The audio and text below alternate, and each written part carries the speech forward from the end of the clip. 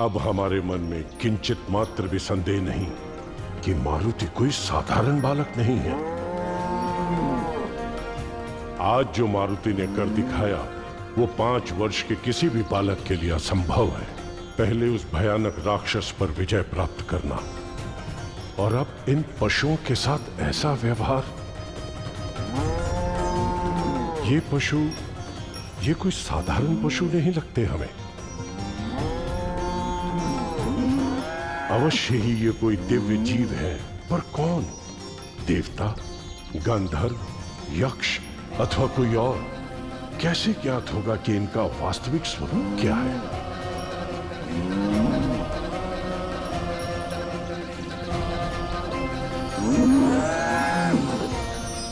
कामधेनु माता?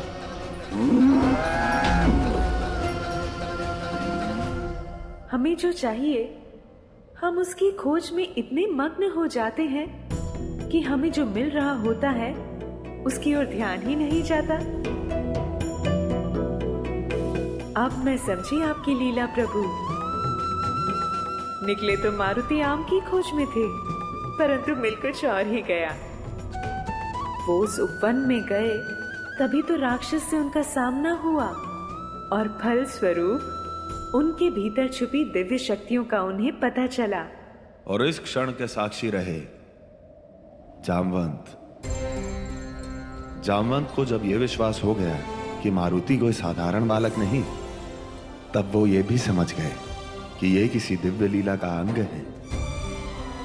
उन्होंने इस विषय में गहराई से जाके सोचा और आज भी उनकी इंद्रियां इतनी सचेत हैं कि वो माता कामधेनु को पहचान गए। अर्थात ये अध्याय इसीलिए रचा गया ताकि जामवंत जी माता कामधेनु तक पहुंच सके। अब प्रश्न ये उठता है कि क्यों? ताकि भक्ति के पथ पर राम की दिशा में मारुति की दिव्य यात्रा प्रारंभ हो सके। मारुति को राम तक पहुंचाने की इस यात्रा में जामवंत को एक महत्वपूर्ण भूमिका निभानी है। इस पवित्र यात्रा को प्रत्यक्ष करने की इच्छा तो मेरी भी है प्रभु।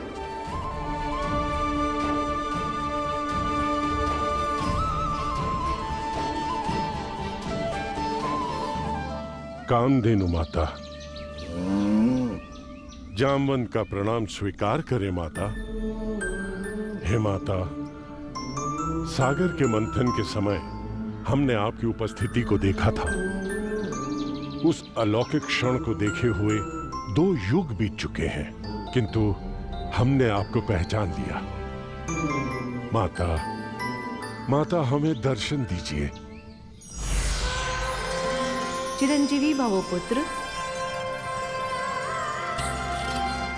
माता, इस बात का हमें आभास है कि कुछ तो विशेष घटित हो रहा है। मारुति के जन्मदिन के उपलक्ष्य में, उसके उत्सव में आपका सम्मिलित होना और अन्य जीव जंतुओं का वहां आना, और वो कोई साधारण पशु नहीं थे। माते, हमारा कौतूहल बढ़ता जा रहा है। कृपया इसका निवारण करें। पुत्र जामवंत, उचित समझा आपने। वास्तव में वो सारे पशु शिवगण ही थे। तो क्या वहां नंदी भी थे?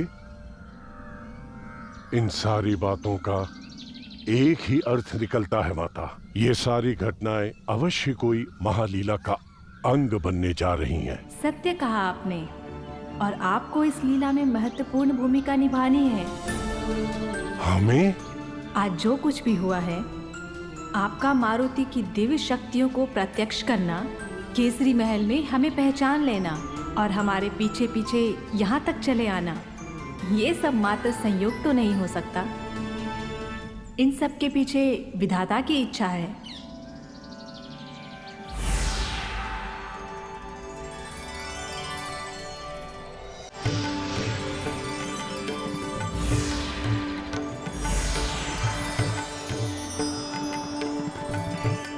ब्रह्म सरोवर। प्रणाम पूज्य पिताश्री। पुत्र जामवंत, आपको देखकर हमारा हृदय प्रफुल्लित हो उठा। आपसे विनती है, कृपया हमें बताएं, ये क्या दिव्य लीला है? समुद्र मंथन के पूर्व से लेकर अब तक आप इस धरती पर उपस्थित हैं। असंख्य ऐतिहासिक घटनाओं को प्रत्यक्ष किया है आपने, परंतु इस त्रेता युग में आपके जीवन का सबसे महान एवं सबसे महत्वपूर्ण प्रायोजन छुपा है पुत्र। वो क्या है, आइए आपको इसकी एक झलक दिखलाते हैं।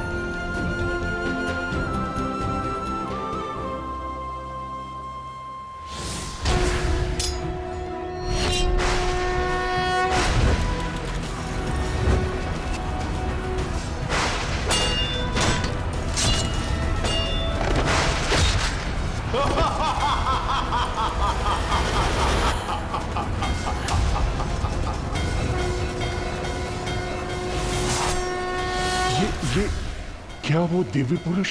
हाँ पुत्र, श्री हरि के अगले अवतार का समय आ चुका है। परंतु पिताश्री, इन सब का मारुति से क्या वास्ता?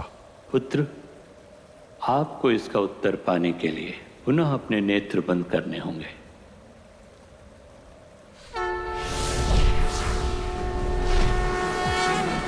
अंजनी गर्भ संभूता कपिंद्र सचिवोत्तम, अंजनी गर्भ संभूता कपिंद्र सचिवोत्तम, राम प्रिय नमस्तुभ्यं हनुमन् रक्ष सर्वदा, श्री राम भक्त हनुमान की जय। मारुति? पुत्र, मारुति का जन्म ही इस कारण हुआ है कि वो श्री विष्णु के 8वें अवतार का सबसे बड़ा भक्त बन सके और उनकी शक्ति बनकर इस धरती को रावण के अत्याचार से मुक्ति दिला सके। इस युग में आपका एक ही उद्देश्य रहेगा, मारुति को ईश्वर भक्ति की ओर प्रोत्साहित करना। मारुति के भीतर अनंत शक्तियां छुपी हैं, कैसे उन शक्तियों का आविष्कार कर उचित समय पर कैसे उनका उपयोग करना है, ये परामर्श आप उन्हें देंगे। इतना ही नहीं, भविष्य में एक ऐसी स्थिति भी उत्पन्न होगी जब मारुति भूल जाएंगे कि वो कितने शक्तिशाली हैं। उस समय आपको यह स्मरण कराना होगा कि वो क्या क्या करने की क्षमता रखते हैं। समय आ गया है कि आप मारुति को विष्णु भक्ति की ओर प्रेरित करेंगे। जो आज्ञा पिताश्री।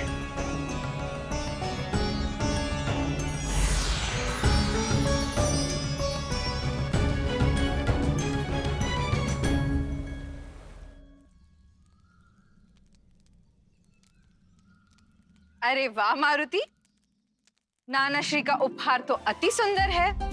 अंततः मारुति को अपनी प्रिय गदा जन्मदिन पर मिल ही गई। अति सुंदर तो नहीं, पर ठीक ठाक है। मारुति ऐसा नहीं कहते, जब कोई प्रेम से भेंट देता है तो उसे प्रेम से ही स्वीकार करना चाहिए। माता देखिए तो सोहन पापा ने क्या उपहार दिया है। आइए चलिए देखते हैं। अरे सुमन काका ने भी आपको गदा इसमें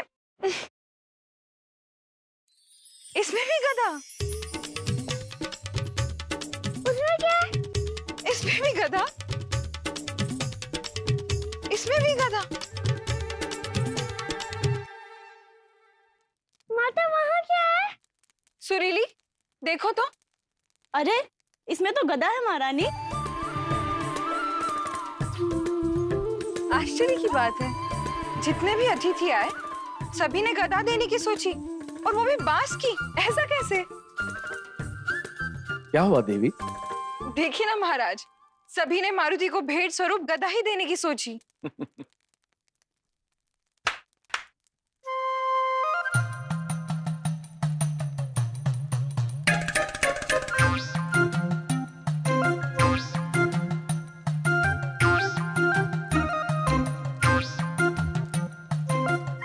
और हमने जो उपहार खुलवाए हैं उनमें भी केवल गदाएं हैं। अर्थात ये कोई दिव्य संयोग है या फिर विधाता का कोई संकेत? और वो दिव्य संयोग क्या है हम आपको बताते हैं देवी। मारुति, कृपया अपनी माता को बताएंगे कि वो दिव्य संयोग क्या है?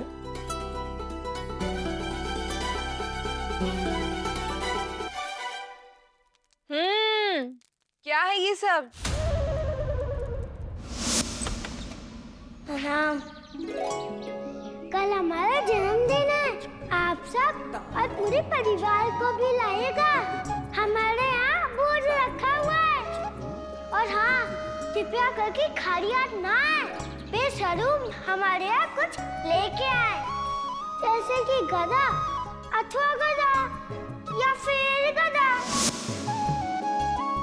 आपके सुपुत्र ने ही घर घर जाकर गदा की मांग की है।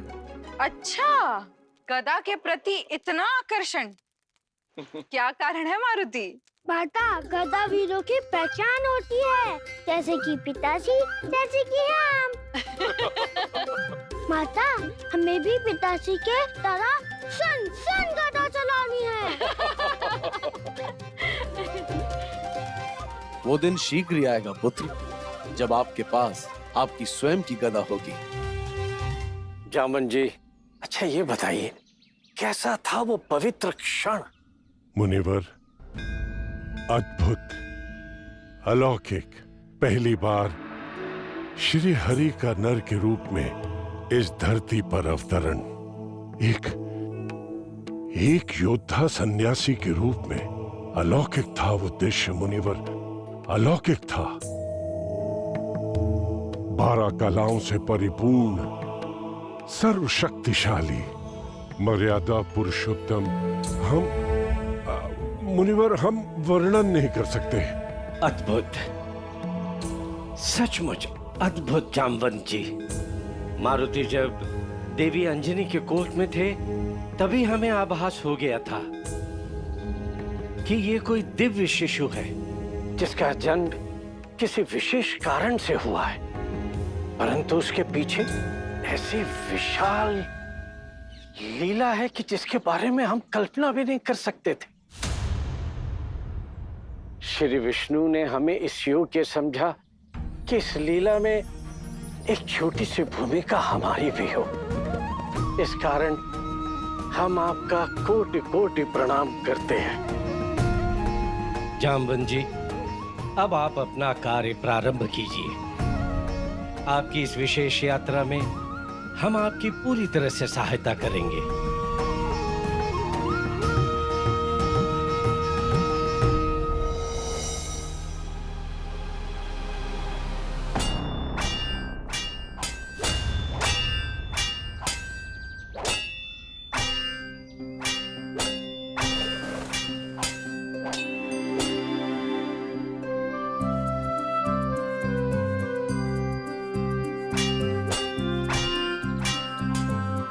क्या बात है मारुति, बहुत उदास लग रहे हो? प्रणाम जामुन काका। प्रणाम जामुन काका। सुखी रहो बच्चों। क्या बात है मारुति? बात ही ऐसी है काका, हमने सबसे आग्रह किया था कि हमारे जन्मदिन पर मैं गदा भेंट करे। सब लाए भी, परंतु उसमें से हमारे मन का कोई नहीं निकला। सब बांस की बनी हुई है, एक झटके में टूट जाती हैं। मारुति, हम एक ऐसे गदा के बारे में जानते हैं जो वज्र से भी अधिक कठोर है, और उसे एक बार पहाड़ पे प्रहार कर दिया जाए तो पहाड़ भी चकनाचूर हो जाएगा। अच्छा, ऐसी कौन सी गदा है? उसका नाम है कोमोदकी। कोमोदकी? कोमोदकी गदा में इतना बल है कि शत्रुओं की धज्जियां उड़ा दे। एक से बढ़कर एक सैकड़ों असुर उसके सामने परास्त हो गए, और सबके सब हार मान चुके उस गदा के सामने। क्या आप वो गदा लेके दे सकते हैं? वो गदा हम तो आपको नहीं दे सकते। उस गदा के जो स्वामी है, नहीं, हम आपको नहीं बता सकते। जब हम आपको लाकर दे ही नहीं सकते तो हम आपको क्यों बताएं? बताइए ना काका, किसकी है कोमोदकी? ठीक है, हम बताते हैं। उनका नाम है श्री हरि नारायण विष्णु।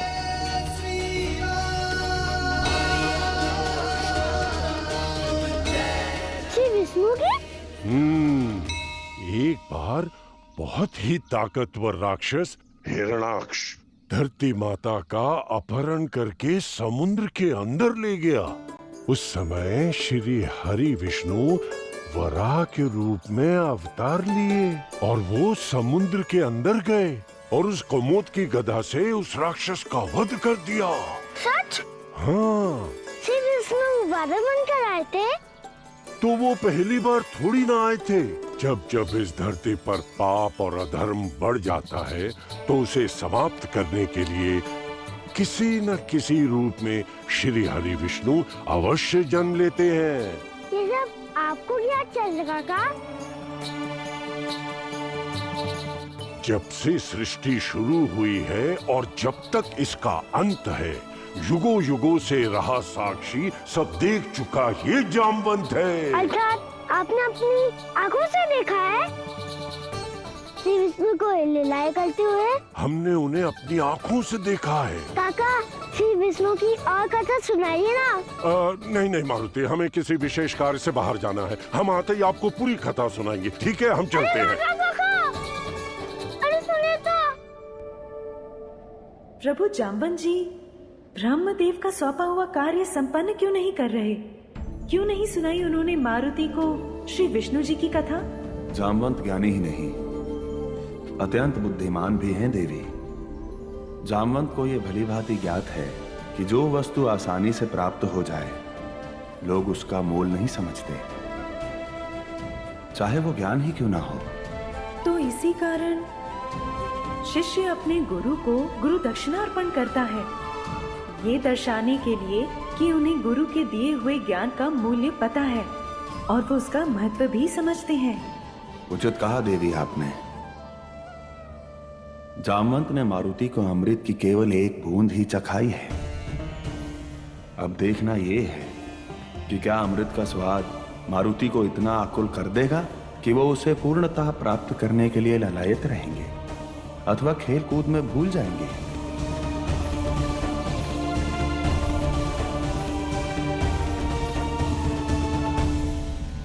काकी, मेवे तैयार कर दीजिए, हमें मारुति के लिए हलवा बनाना है। माता माता, हाँ? आपको पता है श्री विष्णु के पास एक दिव्य गदा है। अच्छा? उस वाले गधे से उनने बहुत सारे राक्षस मारे। हमें पता है, आज आप जामवंत जी से कथा सुन के आए हैं। हाँ काकी, आज हम ऐसी वैसी कथा सुनकर नहीं आए हैं, आज हम श्री विष्णु की कथा सुनकर आए हैं।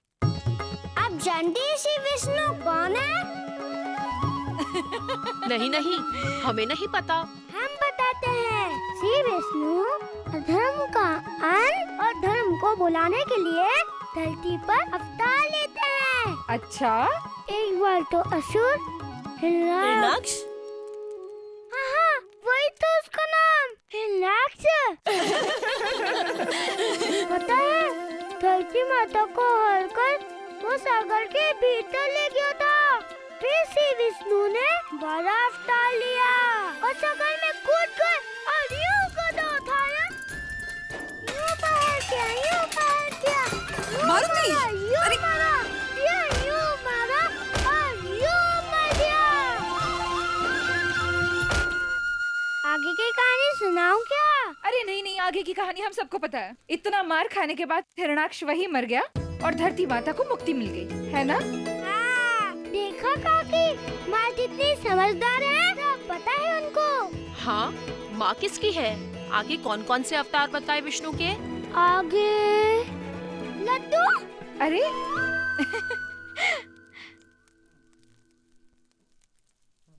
आगे की कहानी कल बताएंगे काकी।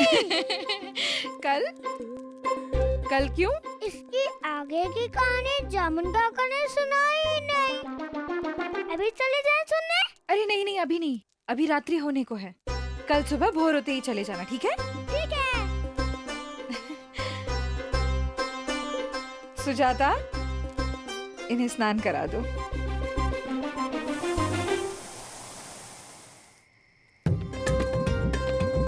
अरे चंदा मामा जाइए और सूर्य देव को बुलाइए।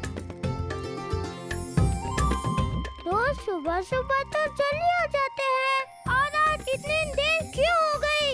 अरे जल्दी जामुन काका के पास कथा सुनने जाना है। चंदा मामा, लगता है सूर्यदेव गहरी निंदा में सो गए हैं। कोई बात नहीं, जब तक वो नहीं जागेंगे हम तब तक यही प्रतीक्षा करते रहेंगे।